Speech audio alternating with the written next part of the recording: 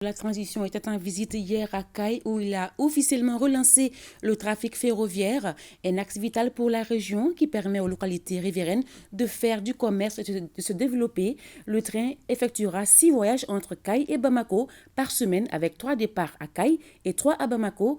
La relance du trafic ferroviaire avec nos envoyés spéciaux Sera Batili, Mohamed Sidibé et Ousmane Traoré.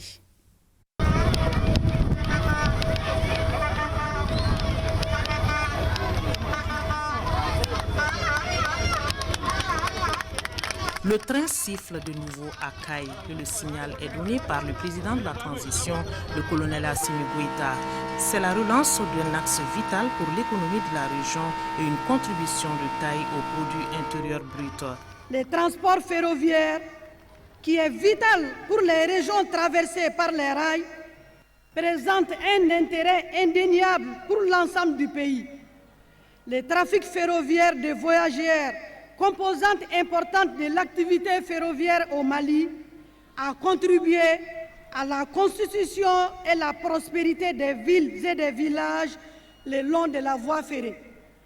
Il demeure encore le seul moyen permettant une liaison régulière entre plusieurs zones urbaines et la capitale Bamako, d'une part, et entre ces zones elles-mêmes, d'autre part. Les rails jouent un rôle crucial dans l'économie des régions et des communes traversées. Quand le train siffle, Monsieur le Président, il annonce des contacts, des retrouvailles et des échanges. Il suscite la joie, l'enthousiasme, l'allégresse, voire l'effervescence au sein des localités riveraines du rail. Aujourd'hui, il éveille la nostalgie, les souvenirs de la belle époque. L'arrêt du trafic ferroviaire entre Bamako et Dakar depuis mai 2018 a considérablement réduit les revenus des riverains des rails. Ainsi, un plan d'urgence a été élaboré pour la réhabilitation de la ligne stratégique pour le Mali. Je voudrais me faire l'écho, sous votre auguste autorité, de la satisfaction des usagers du rail qui ont entamé Asmiyafo, Asmiyake, Terengo Nyanabora.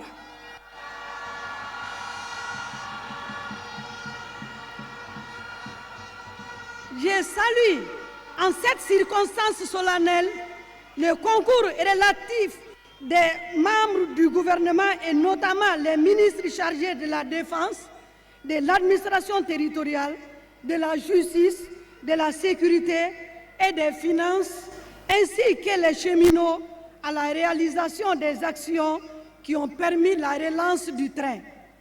Je lance un appel pressant aux usagers du chemin de fer ainsi qu'à toutes les organisations sociales et représentatives pour que nous nous donnions la main et que nous relevions ensemble les défis de l'extension de l'activité ferroviaire au transport des marchandises. Le train assurera 6 voyages par semaine, 3 départs à Bamako, 3 à Kayes. Depuis le 9 juin 2023, 30 voyages ont été réalisés avec 2 locomotives. La Sopafer, Société du patrimoine ferroviaire, détient désormais les destinées du chemin de fer du Mali. Elle emploie 15 375 agents.